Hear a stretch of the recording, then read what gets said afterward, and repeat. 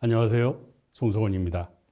위안부 및 강제동원과 한일 관계 과정 2주차 주제는 일본군 위안부 문제의 제기입니다.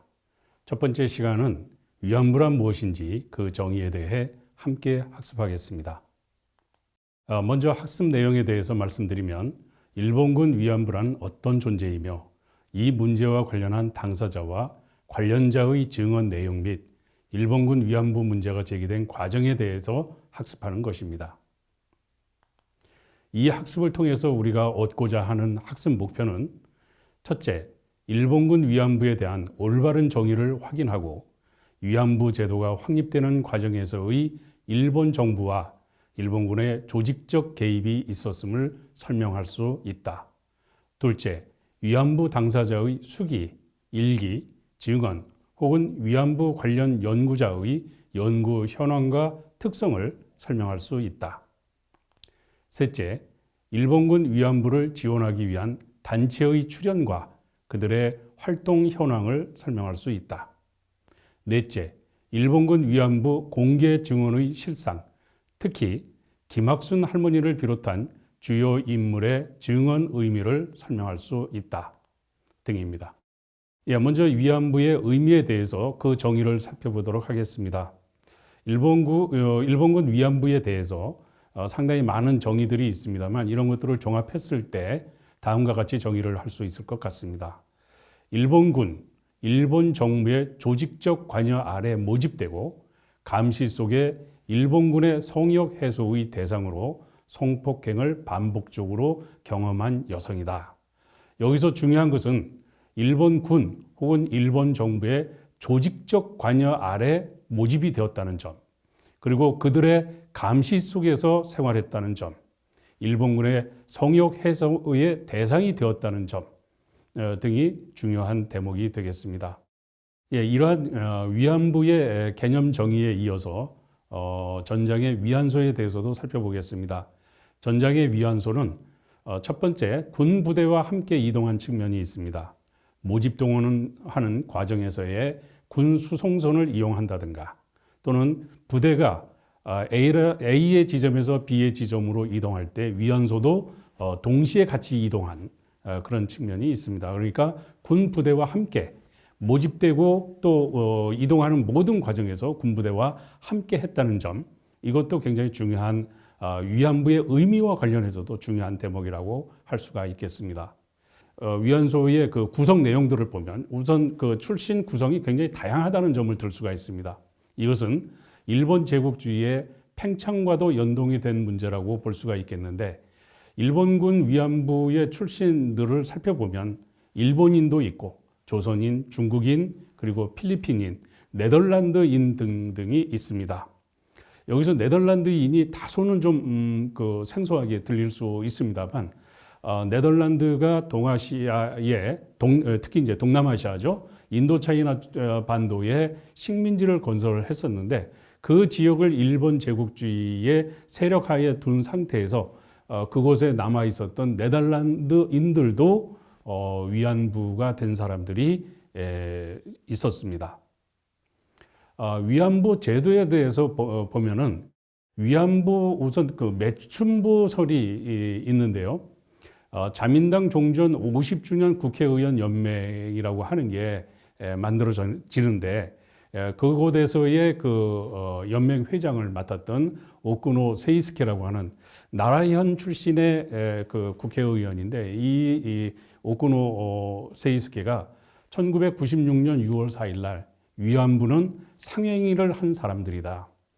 강제 연행이라고 하는 것은 없었다라고 하는 것을 주장합니다. 그러니까 위안부는 자발적으로 자신들의 상행위로 그 돈벌이 수단으로 위안부가 된 거고, 그들이 위안부가 되는 데 있어서 일본 군이나 일본 정부가 어떤 강제 동원하거나 한 적이 없기 때문에 일본 정부 책임이 없고 따라서 배상할 그 이유도 없다라고 하는 점을 강조하기 위해서 위안부는 매춘부다 하는 이야기를 하고 있는 겁니다. 이러한 위안부 매춘설은 비단 오쿠노 의원뿐만 아니라 그 이후에 자민당의 사쿠라다 요시다카 의원 같은 경우에서도 나타나고 있는데요. 위안부는 직업상 창부에 지나지 않는다.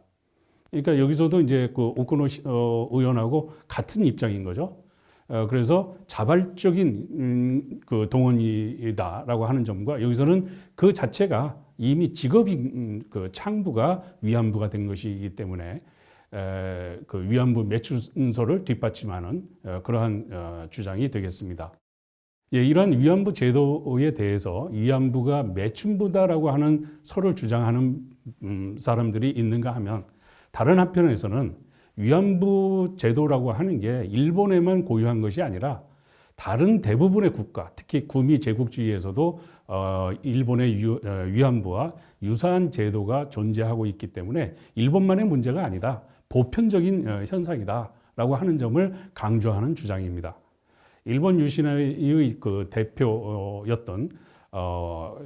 대표였었고요. 그리고 오사카 시장을 지냈던 하시모토 도루라고 하는 사람이 2013년 5월 13일 날 한 발언입니다. 위안부 제도가 필요하다는 것은 누구나 다 안다. 그러니까 일본의 오키나와에 와 있는 미 해병대도 자신들의 성역을 해소할 필요가 있다 그러면 그곳에 있는 풍속업, 그러니까 매춘업이죠. 매춘업을 활용하면 된다 하는 그런 발상입니다.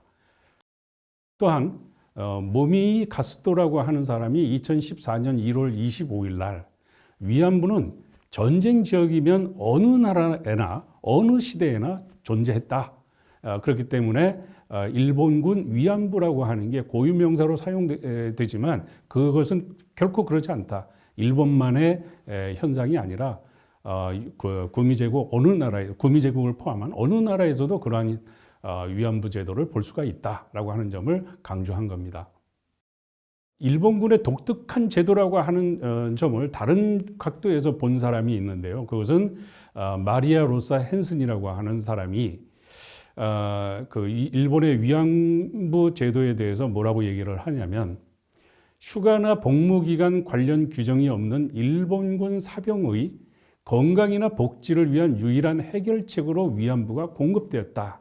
그런 점에서 독특하다라고 하는 점입니다. 그러니까 앞에 그 하시모토 도루라든가 모미라든가 이런 사람들은 유럽에도 그런 위안부 제도가 있는 거를 일본에서 했다고 해서 그 뭐가 문제가 되느냐 하는 식으로 일본에만 독특한 제도가 아니다라고 하는 것을 강조했는데 헨슨은 반대로 일본의 독특한 제도인데 그 독특한 제도가 뭐냐면 독특한 점이 뭐냐 하면 휴가나 복무기간 관련 규정이 일본군 사병에는 없었다.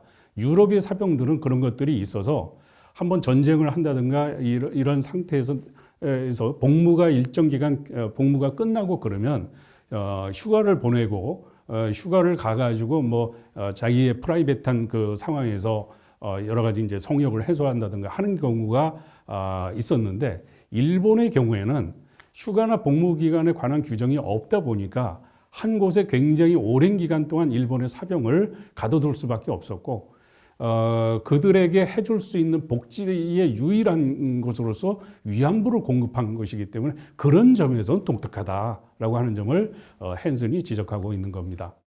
비슷한 주장을 하는 것이 이제 센다 가코라고 하는 일본의 작가인데요. 이분의 얘기는 구미 군대와 일본 군대를 비교를 하면서 그래서 일본 군대가 굉장히 독특하다 하는 얘기를 하고 있는데 구미 군대는 민간의 거리의 여자 다시 말해서 이제 매춘부를 이용해서 성역을 하는 것이 일반적이었다. 조금 전에 말씀드렸던 헨슨과 비슷하게 일단 일정한 기간 동안 근무를 하면 3개월 정도 전투를 하면 후방으로 일단 귀가를 빼서 휴가를 보내는데 구미의 군대는 군이 직접 관리하는 매춘부가 없었다.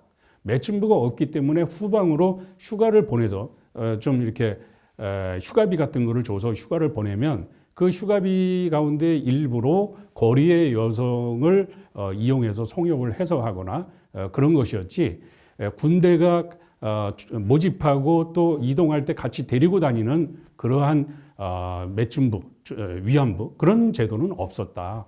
그런데 일본의 경우에는 한정된 인원으로 전선을 사수할 수밖에 없고 거기에 병역 교대가 그다지 이루어지지 않기 때문에 동일한 인원을 가지고 2, 3년 동안 전장터에 묶어둘 수밖에 없었고 그러다 보니까 그들의 성역 해소라든가 또는 그들이 뭐 후에 또 살펴볼 기회가 있을 겁니다만 그 주변에 일반 여성들을 성폭행을 한다든가 하는 그런 문제로 사회 문제가 야기되는 것을 막기 위해서 그 여성들을 이렇게 그 모집해서 강제로 모집해서 그들의 성욕 해소의 필수품으로 이렇게 제공한 측면이 있다. 그런 면에서 일본의 위안소라고 하는 것은 국내 돈 많은 군대를 흉내낼 수 없는 궁핍한 일본 군대의 비애이기도 하다라고 하면서 일본군이 단기 작전보다는 장기 지구전을 선택했다는 의미를 여기서 이제 볼 수가 있는데 그러기 위해서 그 위안부를 동원한 것이다라고 하는 점을 강조를 하고 있습니다. 예, 지금까지 위안부의 의미에 대해서 학습하였습니다. 감사합니다.